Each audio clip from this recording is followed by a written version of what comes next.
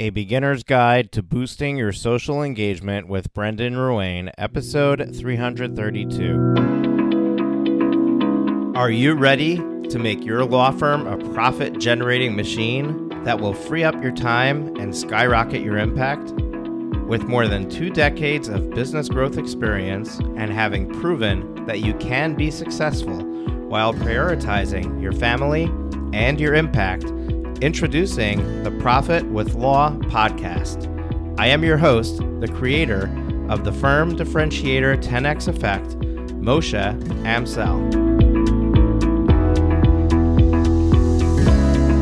Well, hello and welcome to another amazing guest interview here on the Profit with Law podcast. I'm your host, Moshe Amsel, and we're going to be talking some sort of marketing today. I don't know which direction the conversation is going to go. I hope we go to social, which is that's my agenda, but you never know. You never know where that conversation is going to go.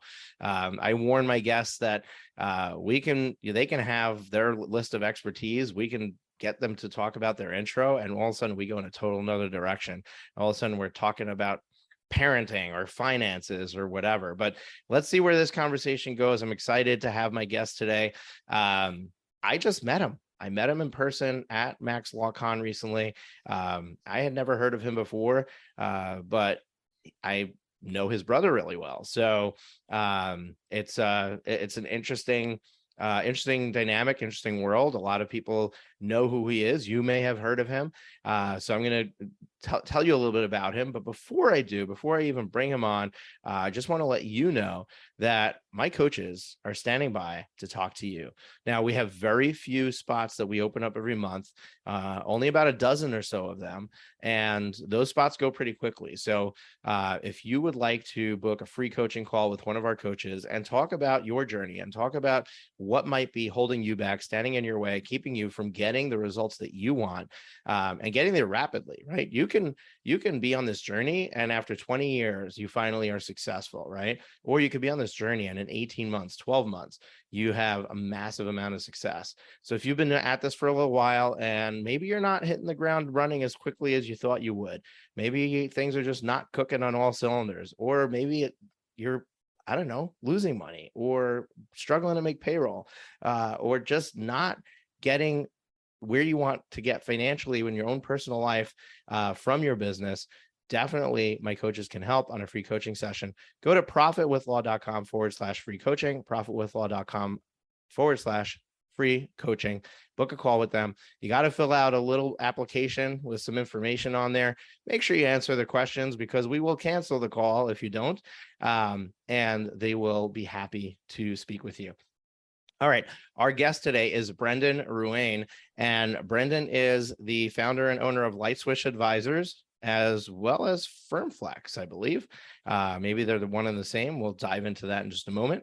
And he is passionate about helping lawyers get the most out of their budgets. Having grown up the son of a solo, he has seen the struggles firsthand and works with his clients to help them understand how to judiciously spend their money to get the best results. And I love this goal because marketing can be, and often is for many people, a money pit. It's where all the hard work goes to die if you don't do it right.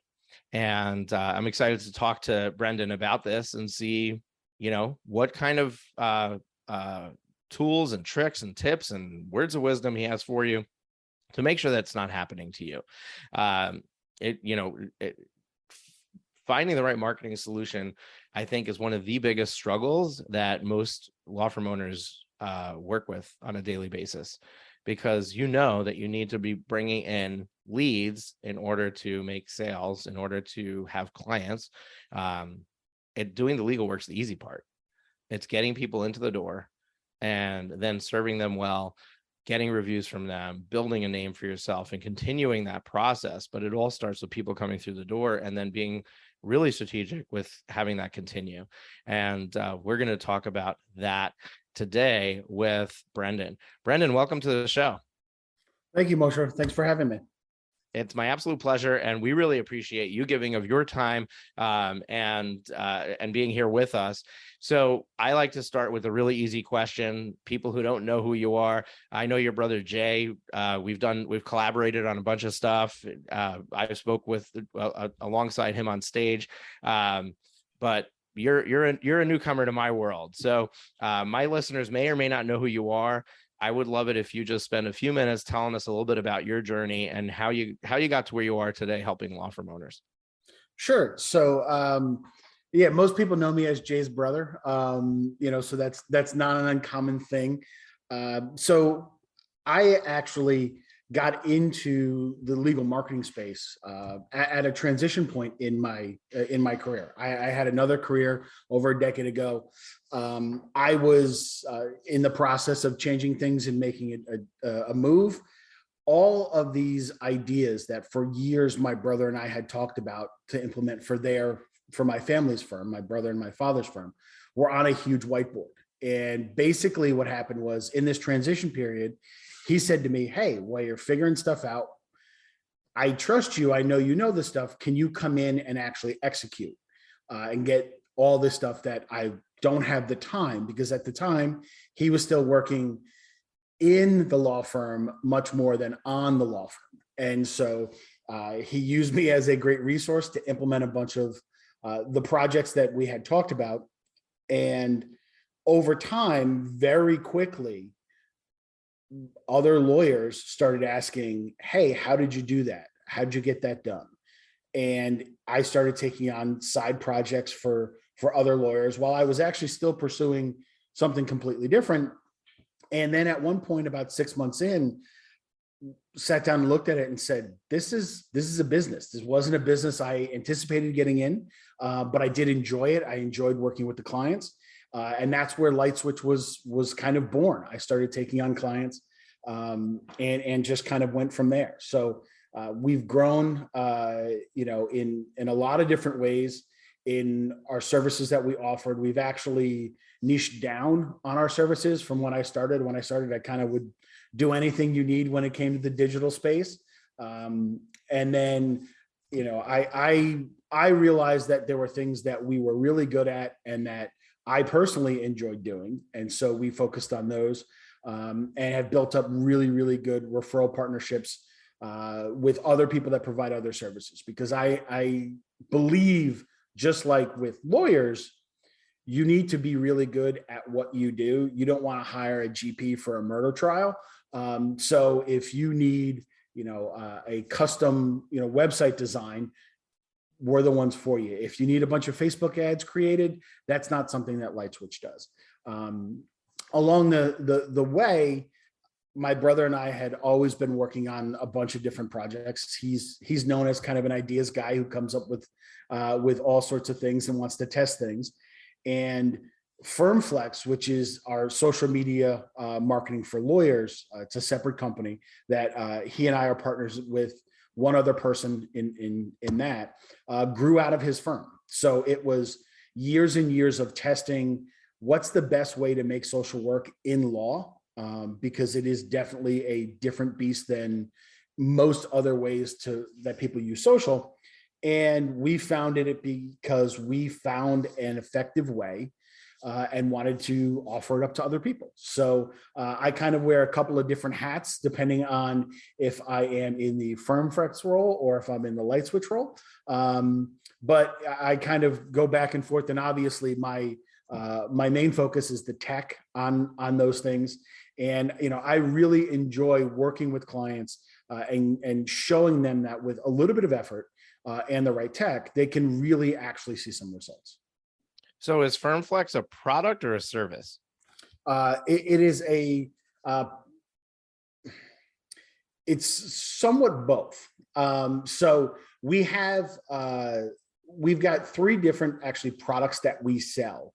It starts with our DIY plan, which is basically every day you get a text message that sends you into a private Facebook group where we have three different daily ideas, hashtags, images, stock images that go with it for you to post on your accounts. From there, The biggest thing that we have that I've spent a lot of time on is our social super system, which is actually a cloud-based platform where if you basically took a Hootsuite or a Buffer and you merged it with Canva, and then added in 90 different topics a month, with hashtags and images and a full graphical editor and all that stuff all in one place. So that is definitely it's the way for firms, especially smaller firms, to leverage the tech without having to actually go out and hire a social media company or somebody in-house to solely do social. And then we do Facebook funnels, which is another product that we have. So did you say Facebook follows? Funnels. Oh, funnels. Okay. Yeah. So we have a 5-step funnel, which again was something that's been tested for well over 10 years of how to make it work. And so we put those together for clients in their ad accounts. It's not in ours. You own it. We build it in your account. It's there. You can turn it on and off. You can set your budgets how you need to. But it is a great way to actually take somebody who has shown interest in the topic that you're trying to actually get leads for, and slowly bring them along in a funnel that they actually don't know that they're in, because they just keep seeing these things in their feed. Okay, so much to dive into here, and I don't know which is the more exciting topic, light switch or firm flex, but we're in the firm flex world, so let's stay there for a moment.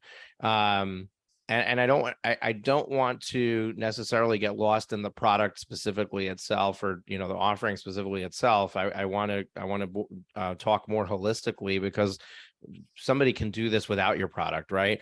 But it's a massive pain point that you solve, because I know I'm a business owner just like everyone else. The reason I don't post on social is because I don't know what to post, not because I don't have 5 minutes to do it, not because I don't like social, not because, like when I have the opportunity and I have something I want to post, I just put it out there. Right.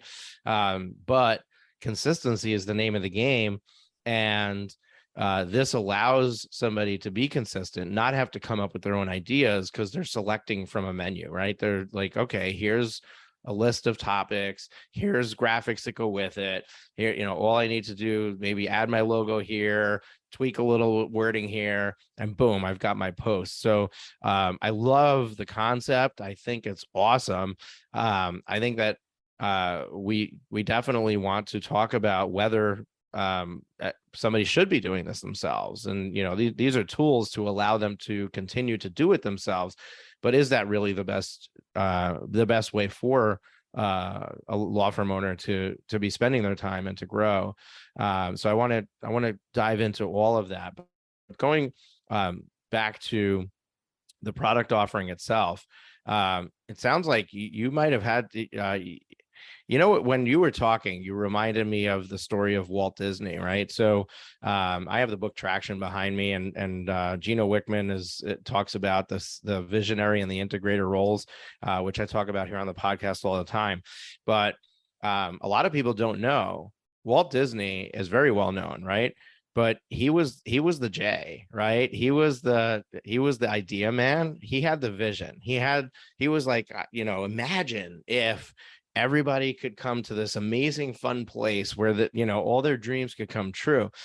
But the actual person who built Disney is Roy Disney, his brother. And Roy Disney was the executor. He was the guy who actually put the teams in place and managed the projects and got the work done and created what Walt had envisioned. And he gets no credit for it. Nobody knows who he is, right?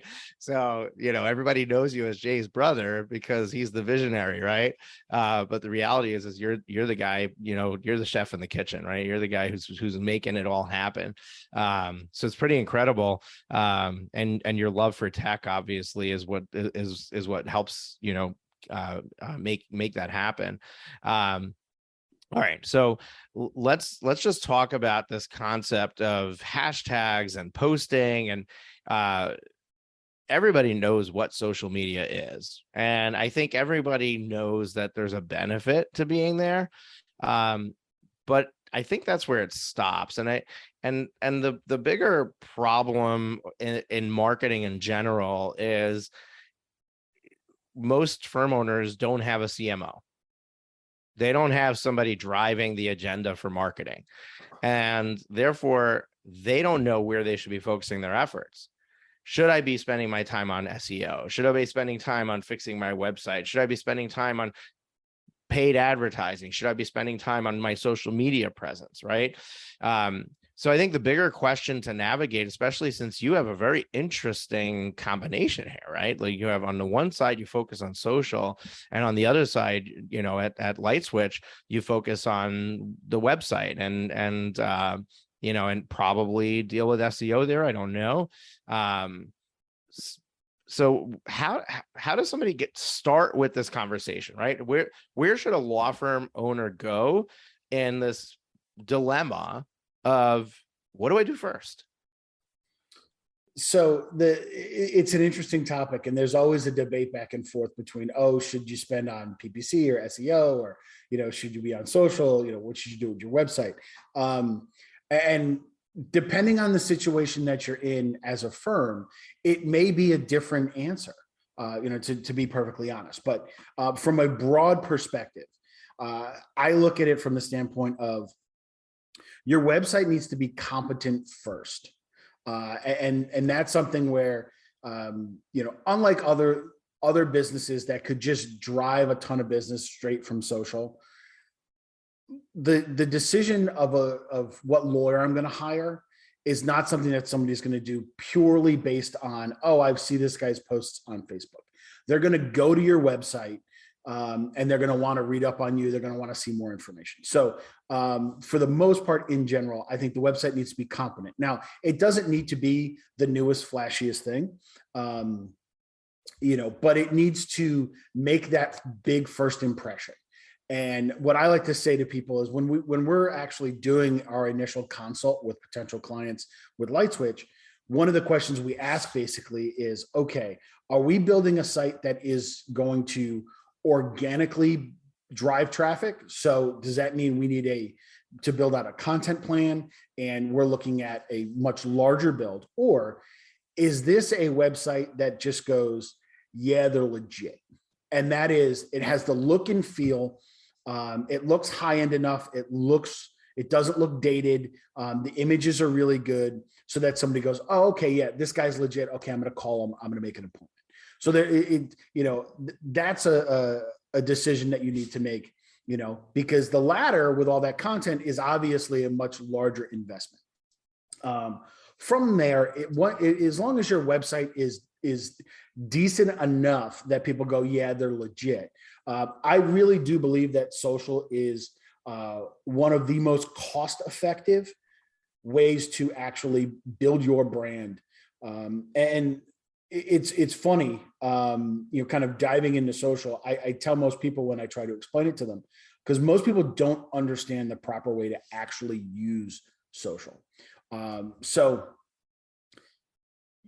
most lawyers look at it of, oh, I'm going to post about, oh, I got this case win, or, you know, we got this, you know, this settlement on a case, or, oh, hey, we won this trial. And those are all well and good. You do need those in some respects so that people understand really what you do. But for the vast majority of people, they don't really care about what we call lawyer nerd stuff. Most lawyers don't even care about that stuff. So what you need to be doing is you need to be driving engagement. And this was kind of the aha moment with all this testing over years and years and years at my family's firm, was we realized, oh, if we can drive engagement on our posts, then what we're doing is we're able to actually create a larger number of people who like and follow our page, who are familiar with the brand name. And so it actually will help that, number one, when we do post things that are legal related, more people are going to see them because they're consistently interacting with our posts. And number two, it's going to help to actually drive conversions because people know, oh, this is what they do. And, depending on your practice area, those things can be a lot easier. Like in criminal, it could be, a little tough. Most people aren't going to say, oh, hey, I got arrested for, a felony. Do you know a good lawyer? They're not going to go to a friend. But if it's a speeding ticket, if somebody is like, oh, they're getting divorced, oh, somebody got in a car accident, those are things that people are generally able to say, oh yeah, you got to talk to this guy. He's, doesn't have the same social stigma. So basically what you want to do is you want to leverage the one thing that is in the news all the time, and it's how people can become radicalized on social media, because the way the algorithms are actually created, they show you more of the types of posts that you interact with. It's how people can go on kind of these little spirals. Well, you want to actually radicalize people to your brand, to be brand ambassadors for you. So you want to put stuff out and have posts that they're going to like, comment, and share. The more that you do, the more of your stuff they see, the more of your stuff they see, the more top of mind you are whenever they run into somebody that may need your services that they can refer you to. So are you talking about completely not unrelated to legal? Like, are you, I mean, and what's considered radical enough? Because I know Morris Lilienthal, who was a past guest on this podcast. He was at Max LawCon too, got to meet him in person, but he's very well known in his area in Alabama because he's got a live show on Facebook that I guess when it really took off was when he interviewed the weatherman, and he tweeted out that he was on this show, and that really moved the needle for him. But he has a show that has absolutely nothing to do with law. He's simply the host of the show, and he just interviews local people from not local celebrities, stuff like that, and gets attention. And now he's like, well, everywhere he walks in town, like everybody knows who he is. He's like, he's like the anchor person for the news channel or something. So that's an example of another person who's like Marco Brown is now known as the hamburger person, because he's always checking out where's the best hamburger joint in this town I'm in, kind of thing, right?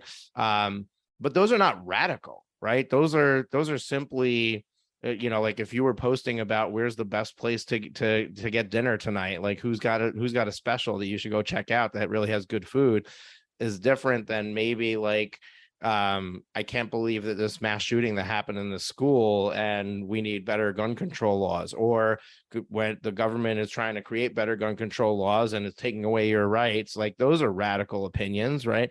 That somebody can be putting out there. So when you say radical, can you give it more color? Like what are we talking about, and how crazy do we need to get? So when I say that, I mean it in the context of things that will engender some debate.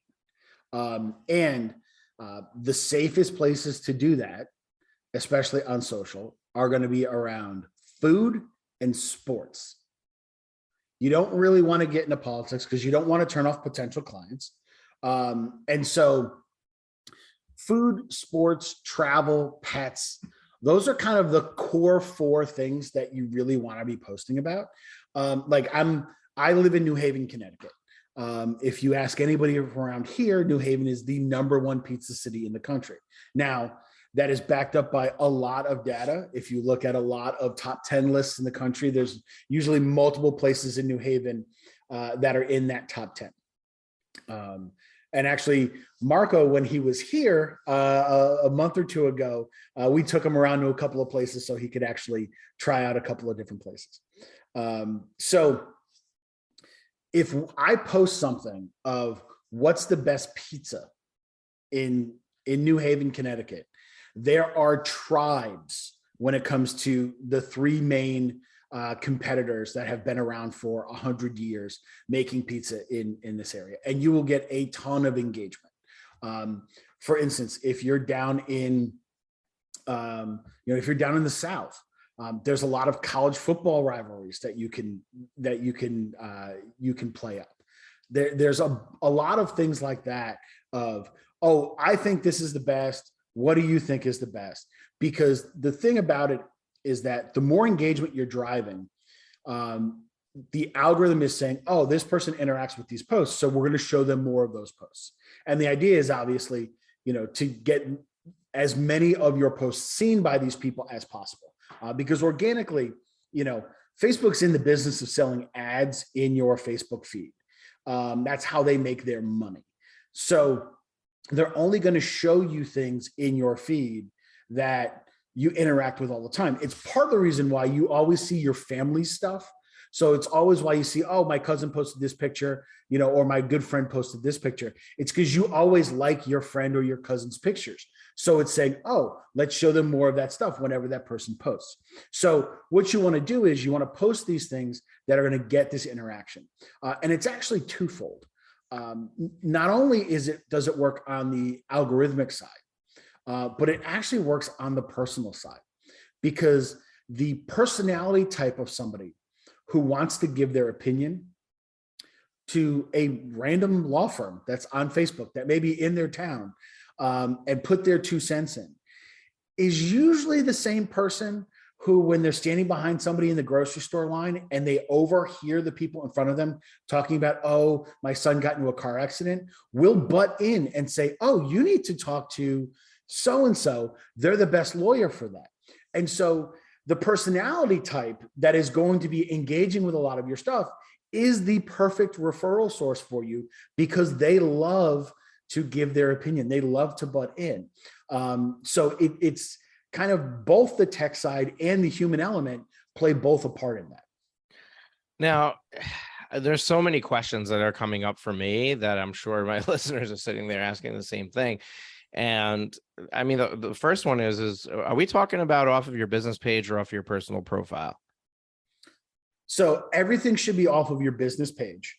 And the most, the best optimal kind of workflow, if you can do it, is post on your business page and then share it to your personal page. That's the number one. You're actually showing the algorithm, oh, this post has a share already. So that's, points in the algorithm. And then it also allows all the people that you're personally connected to actually also see that post, see what you do and interact with it as well.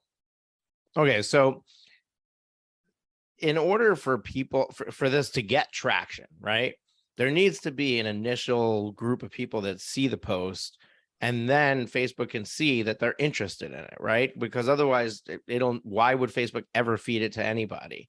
So I think, and correct me if I'm wrong in any of these assumptions, but my assumption is that Facebook will only serve it to people who have liked this business page initially when it's first serving it out, right? Even though it's a public post.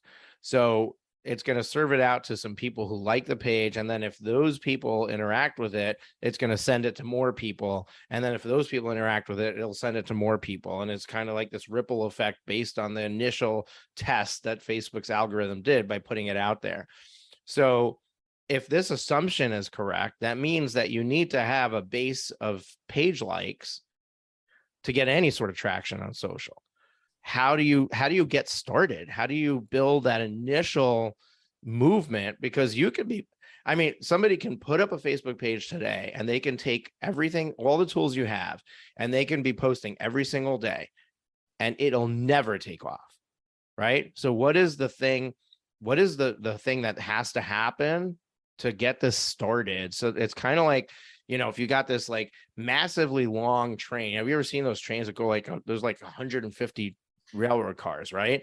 And the thing is moving. It's moving at 60 miles an hour. But you look at you're like, how did this thing ever get started? When that train first gets started, it probably takes a while for it to get that wheel to turn the first time and the second time. But once it gets going, it's going. So how do we get the train started? So one other thing on that ripple effect. So, and this is something to really keep in mind, and this is kind of one of the cruxes of what actually helps to make this happen. If you post something, and I follow your Facebook page, you post something, if I comment on it, there's a decent chance that a lot of the people who are connected to me are going to see your post because they're going to see my comment on your post. So that's really the organic way that this grows, is the more things that, and I'm sure you're familiar with it. Anybody who's been on Facebook will look at something and go, oh, what is this in my feed? Oh, so-and-so who was a friend of mine commented on this. Oh, okay, that's what it is. And then maybe you comment on it, or maybe you don't. So that's something to keep in mind. When you talk about getting things going, there's a couple of things. Number one, it's, I tell most people, you got to really, dive deep on your personal connections. So invite everybody that you're personally connected with to follow your page. There are some really, really good resources that we have in FirmFlex. In our DOI program, we have a bunch of different things that we offer people. One of them is how to actually set up a Facebook ad campaign for $1 a day to actually go out and find any of the people that have interacted with any of your posts and ask them to like your page. And literally you set it at $1 a day, and it's just an evergreen. It's going to cost you 365 days a year, but it will slowly begin to build, the number of people. And that's really what it is. There's no secret sauce of saying, oh, do this and you're going to get 100,000 followers, unless, you have something that goes completely viral. There's no really way of doing that. And if you ask anybody who's had anything go viral, they can't tell you that, oh, you do this and it will go viral. Most of them had no idea it was going to happen.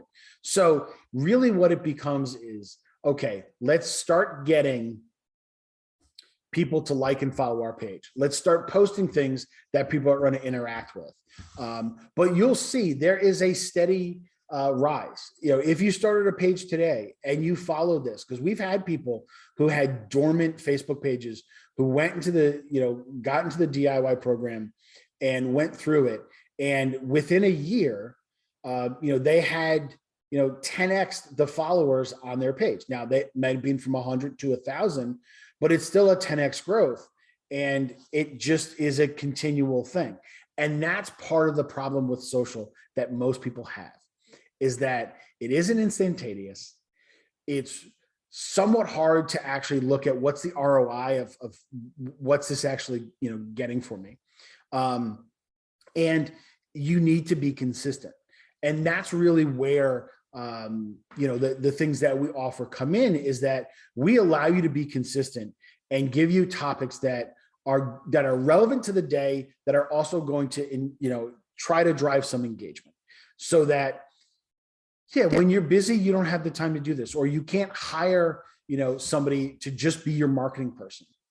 But like with our super system platform, you can very easily have an admin go in and be able to actually, because we actually dump them in basically the 1st to the 15th. So the first you'll get half the month, the 15th you get the second half of the month. So within, an hour or two, twice a month, you can actually approve all these posts that are already on your calendar, and know that at least there's a baseline that I'm posting every day, which frees you up to think of ideas like the Moshe, like Marco's Burger Reviews, things like that. Like Brooks Derrick does a thing where he interviews, people in the community. They sit down and they have food. All those are great ideas, but they do take time and they take effort. So with this, you're getting the baseline of the consistency. So you're putting things out that people can interact with, but it frees you up for, larger ideas, things that may take longer, or because you're on trial, or because you don't have the time to be able to do it. But I will tell you, the more personalized you can make the posts, the better responses you're going to get. So the more that you reveal, and it doesn't have to be necessarily, I've seen some firms where the lawyers are not really comfortable being that person, but they've leveraged their staff to be the ones who are much more in the forefront of what they're doing, which is also twofold. It's actually kind of good because the lawyer doesn't then have to do all the stuff. And number two, your potential clients actually feel like they know your staff. So when they call and that staff person says, oh, no problem, I'll talk to the attorney and I'll get the answer for you, they actually trust that person because they think they know them really well. So it can actually also cut down on the number of calls you as the attorney have to take from the client. So there's a bunch of different ways you can use it, but the more you can personalize it, show a little personality, the better it's going to be. Yeah.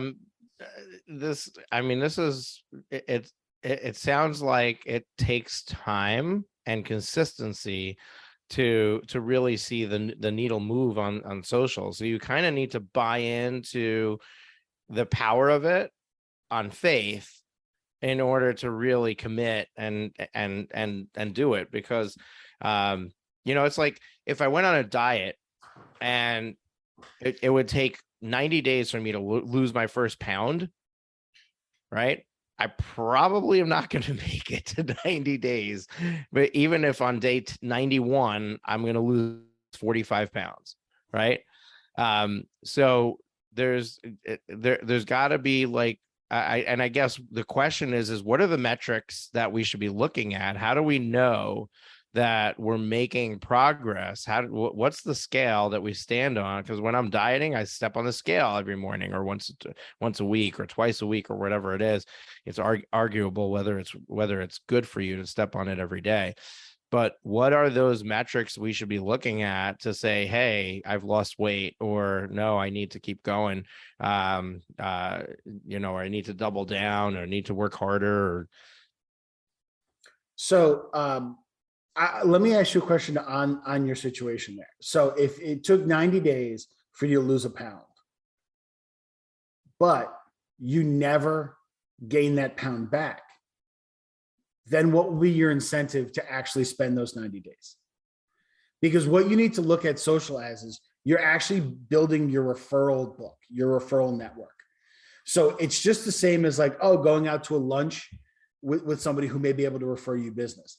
The people that follow you on social are the people that are going to refer you business going forward. So that's the investment. So as long as you have that following, like I know attorneys that are actually have left one firm and gone to another firm. And one of the things that the smart firms are looking at is, do you have a following on social? Because they understand that is the old school book of potential business that you may be bringing over to them.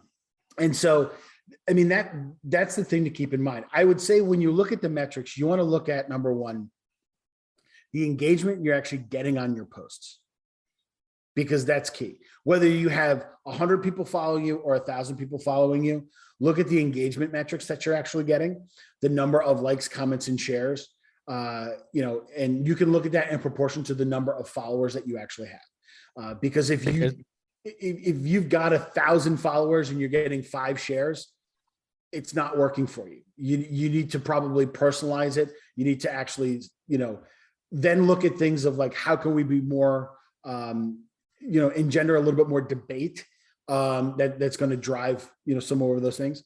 And then obviously your total follower count, the people who've liked and followed your page, that's another metric to really look at. And that would be the ones that I would really focus on, especially when you're starting out. So is there a percentage, like, is there an engagement percentage that should be like the baseline? Because you said like if you have 5 shares, you have 1,000 followers, it's not working for you, right? So if we take the number of engagements divided by the number of page followers, we'll get a percentage, right? What percentage is considered decent? What do we look at and say this is good or this is bad? You're giving your example from your years of experience, but how do we quantify it for somebody who has absolutely no idea what's defined as good and bad? So one of the things to keep in mind is that it's a rough number that you're looking at, because the way Facebook works, under 10% of the things that you post are going to get actually shown to the people that follow your page without any engagement. So, if you look at something, we have 1,000 followers and we only got 5 comments or shares, you're looking at, all right, well, maybe only 100 people saw that. So that's, you're looking at, oh, maybe it's 5%, right? I would look at something and say, and again, this depends on specific, use cases. I would say if you're looking at anything and you're seeing anything over, 15% engagement, whether that be likes, comments, or shares, you're on the right track. Now, obviously, you're going to have, individual posts that are going to be well above that. Especially those things like the New Haven pizza example, or, are you a Jets or a Giants fan? Things like that are definitely going to get a lot more engagement.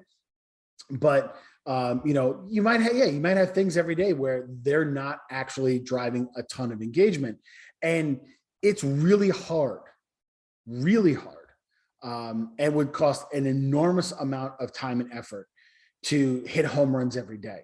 What you're looking for is you're looking for walks and singles, because over time those add up and they score runs. It's kind of the Moneyball approach.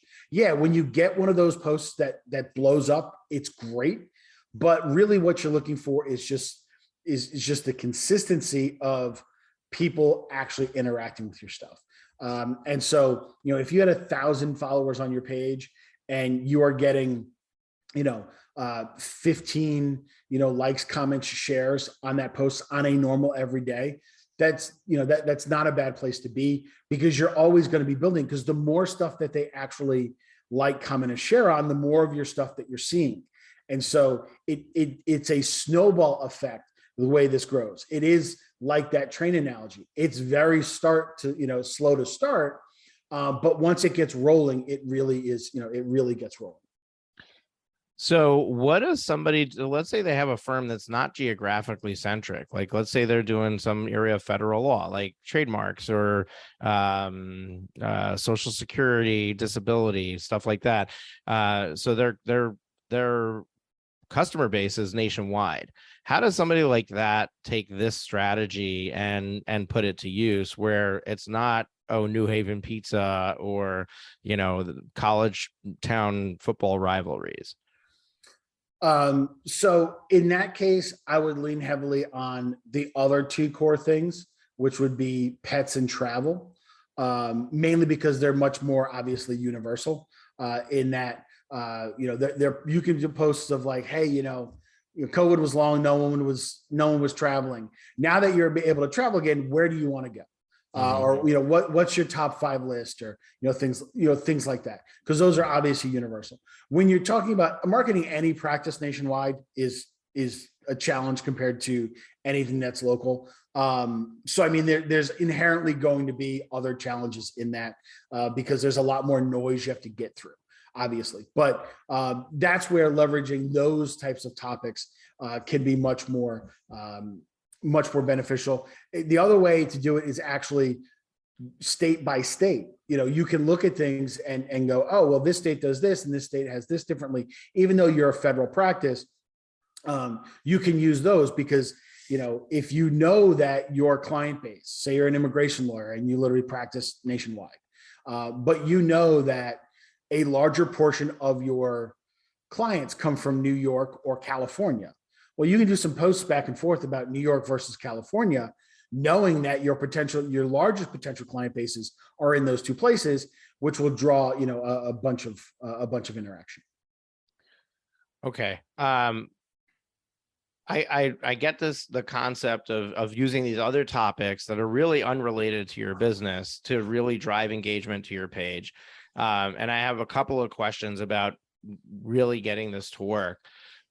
The first one is it ever worthwhile to put money behind a post and make sure it gets delivered, because you're spending ads on it, to like, you can send it to your followers and to people who have visited your website, but you're actually not, it's not your traditional ad where you're like trying to get somebody to come and book a call with you. Rather, you're sending them a post where perhaps it's trying to drive more engagement on the post for the same purpose, but now you put a little money behind it and maybe give Facebook a little kick in the pants to get things going. Yeah, I mean, it's definitely something, if you have the budget to be able to do. It's definitely the only way you're going to guarantee is pay to play. I mean, that's how Facebook works. So yeah, you can definitely do that if you have the budgets. Most of the time, most firms, they're not having a budget for anything that is not actually directly giving them leads. And that is one of the challenges of social, is that you either have to have the patience or a big budget if you want to actually do that. And one of the things I will say is, if you are going to go that strategy, do not use the boost post feature.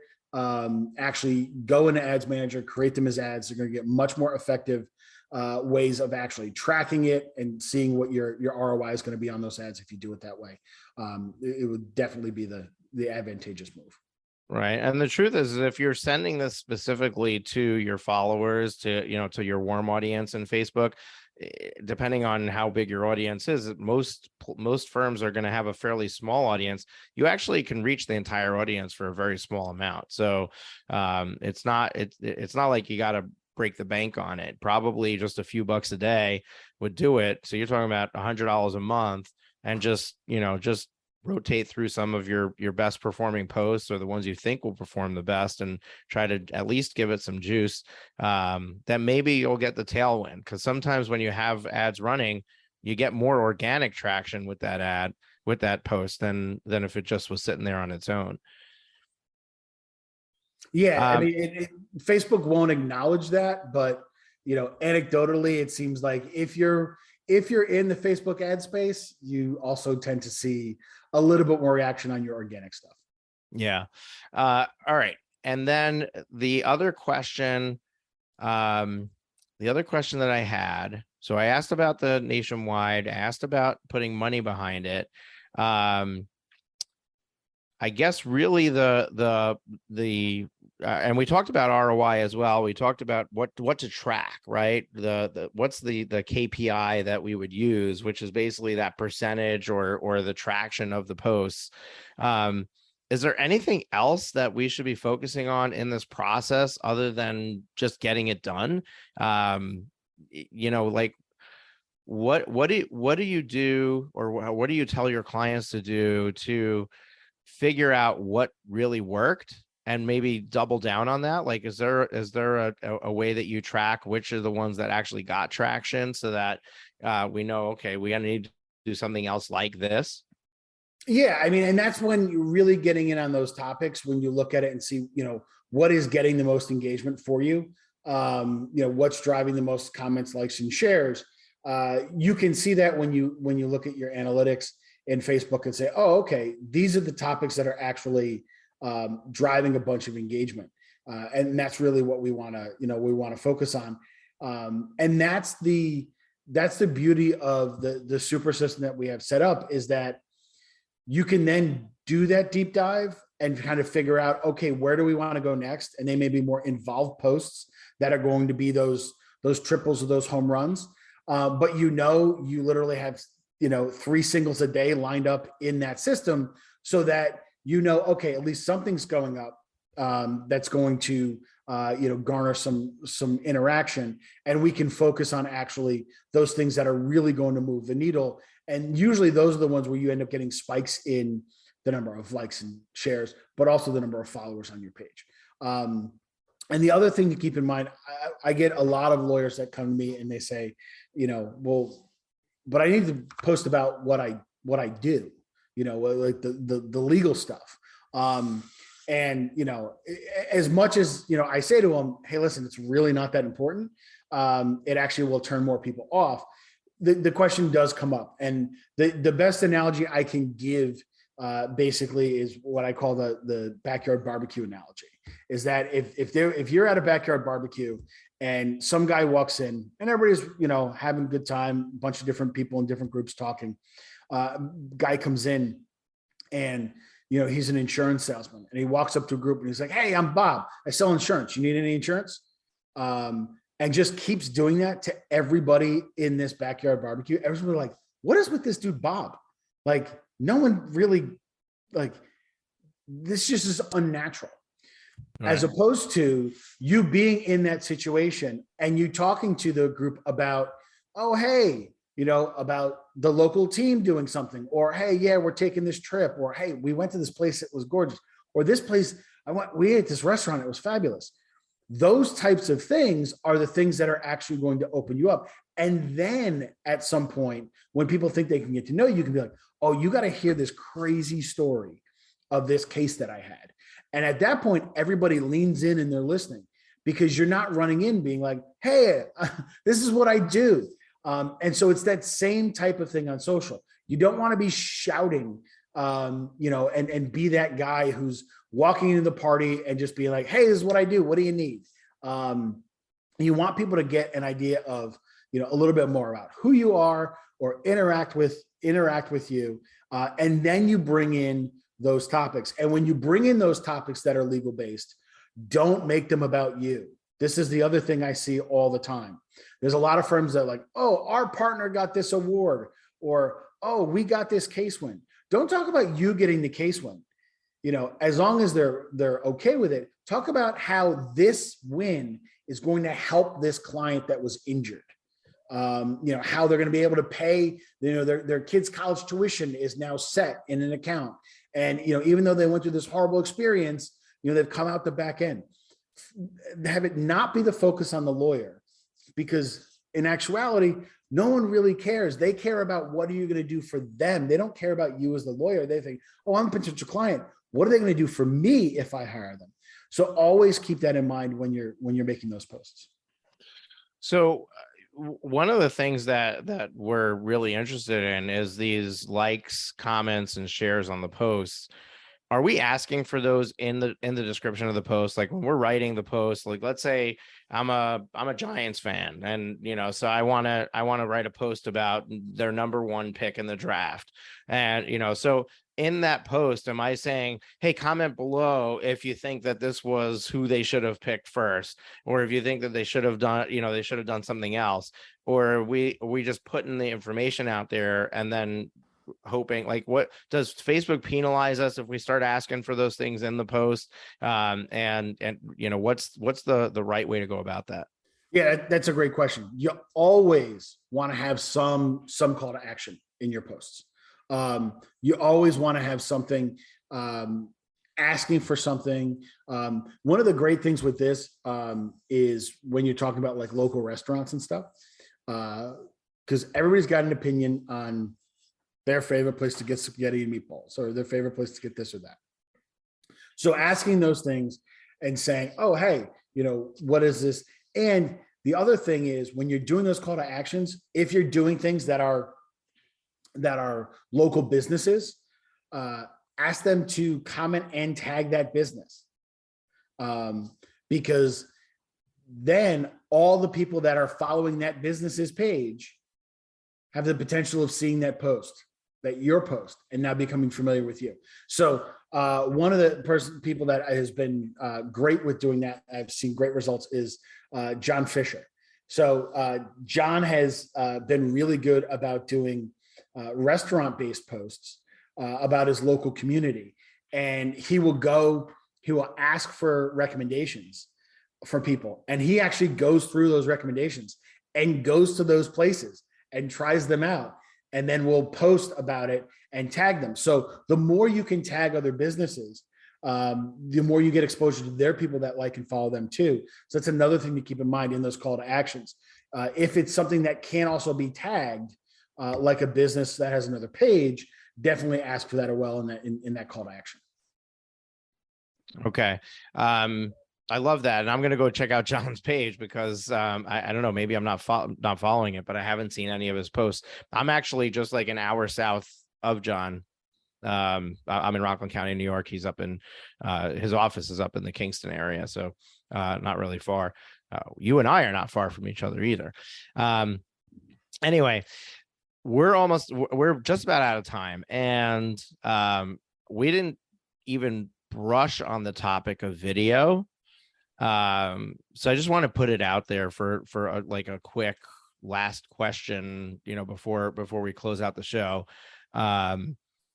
where does video fit in social posting for the law firm page, and how crucial is it, and how does somebody go about mixing that into the posts they're creating?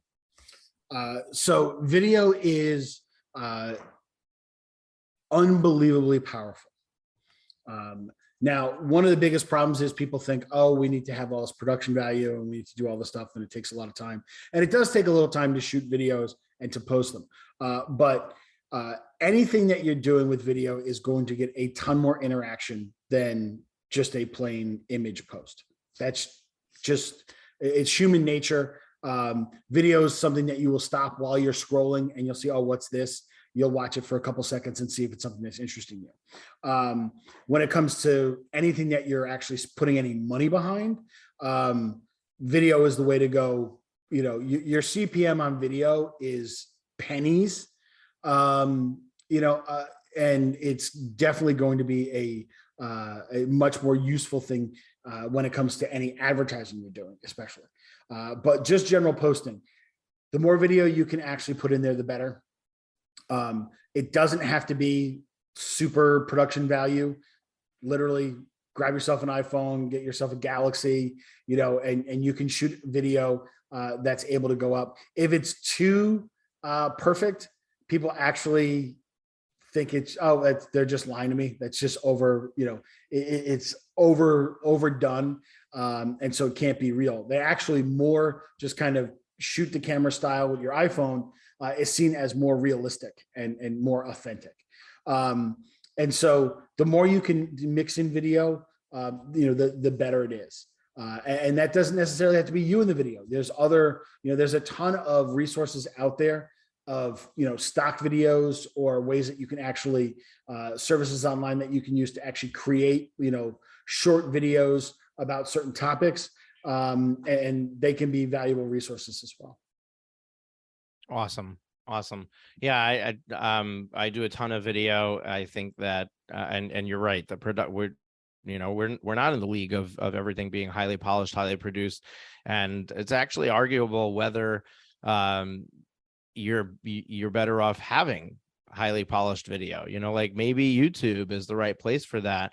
But when people are on Facebook or Instagram, they're expecting to see that camera, face to camera, face to phone, vid type of video. And when they see something more polished, they automatically assume it's an ad and move on to the next thing. Exactly. So there's actually an argument to not going that route and just simply record yourself, just record something, and post it. This has been incredible information that we've shared. I actually don't know. I don't think we went deep on social on any past, we have over 300 episodes here on the podcast, and I think this is the first time that we really went deep on social and how to grow your page organically. So this is going to be a very impactful episode for our listeners for sure. When we close out the show, Brendan, I asked for two things. Number one, if you had to leave one tip for our audience, what would that tip be? And then number two, how does somebody find out more about you? And I know you've got two different things that you're doing between the Light Switch, where it's that's more of a marketing agency that takes care of websites and stuff like that, and then you've got the FirmFlex, which is the social media resources, software, services that you provide for law firm owners. So after you share your final lasting tip, let us know where people can go to learn more about everything that you have to offer for lawyers. Yeah. So, I mean, the one thing I will say that lawyers should take out of this is that simply writing a check isn't going to solve your problem. That you need to take greater ownership in actually what's going on. It doesn't mean that you have to do it personally, but a little time, taken to understand what you're doing, how it's going on, vetting vendors that you're using is going to make a huge difference. And in the long run, if you have a problem, all problems never go away. So if you're just throwing money at them, all your money's going to go away before all your problems go away. And so you really need to focus on things that you can do to be a little bit more hands-on with this stuff, to understand, simply writing a check to one company because it's easier and they do your website and your PPC and your SEO and your social and everything else may not necessarily mean you're getting the best out of all of those things. So you really want to look at what are we getting from that? It may mean a little bit more time and dealing with different companies rather than writing one check. But I have found that you generally get a much better result. And again, so that's why we have FirmFlex, which is social. LightSwitch focuses on, custom website design, internal firm wikis, and, some active campaign, email automation stuff. And that's it. We don't do SEO. We don't do PPC. We don't do Facebook ads because we deliver for our clients in the areas that we focus on. So just be a little bit more hands-on. It means a little bit more time, a little bit more phone calls, but you'll actually get a better result in the end. If anybody wants, any more information, you can go to lightswitchadvisors.com. That is the website where you'll have everything about custom websites, the internal wikis, which, if you get John Fisher on, I'm sure he'll talk about, and our email automation stuff. And then getfirmflex.com is for social media. So on there, you'll see everything from the DIY plan, which is starting under $100 a month, to the super system, our Facebook funnel program. And we actually have a bunch of ebooks for sale too. So if you actually just need some ebooks to use as lead magnets, we also have those for sale too on there. So, and through those sites, anybody can get in contact with me if you have any questions or specific things. I talk to lawyers all the time, and I'm more than happy to sit down and talk to anybody and see if we're able to help them. I love all the resources, Brendan. I really appreciate you sharing it with us, folks. We have our show notes page at profitwithlaw.com where all of these resources are in the resources section. You can simply go there to click on them. You don't actually have to remember any of what Brendan just shared. It also should be in the description of your podcast player. You might be able to go to it directly from your device that you're using to listen to this episode. And I just want to remind you that if you are interested in having a chat with one of our coaches to help you unlock your growth and be able to accelerate a lot faster than you're doing right now, definitely want to book a free coaching call with them at profitwithlaw.com/free coaching, profitwithlaw.com/free coaching. Once again, that is also in the resources section on our show notes page. If this is your first time listening to the episode and you enjoyed what you had to, what we had to share, and this conversation about social media in your law firm, you definitely want to hit the subscribe button in your podcast player so that you get notified the next time we release a new episode. And we also have a ton of great content that's already preceded this episode. And we have well over 300 episodes in the library. All you need to do is go back and start binging. You might want to take a few weeks off, hole up in a hotel somewhere and just listen to the podcast. But if that's not an option, maybe add us to your regular playlist when you're driving around, jogging around, or everything else that you're doing, that you're able to put audio in your ears. And really appreciate you, the listener. Without you, we wouldn't have a show. We wouldn't have the ability to come out here and provide amazing people like Brendan. And looking forward to our next interview next week. We've got another great one on tap for you. And stay tuned for that. We'll see you. Take care. That's it for this week's episode of Profit with Law. If you have enjoyed the show, please consider sharing it with at least one person. Imagine how many lives we can change if we each shared this episode. Another way to share the episode is on social media. We appreciate your support and look forward to you joining us again next week.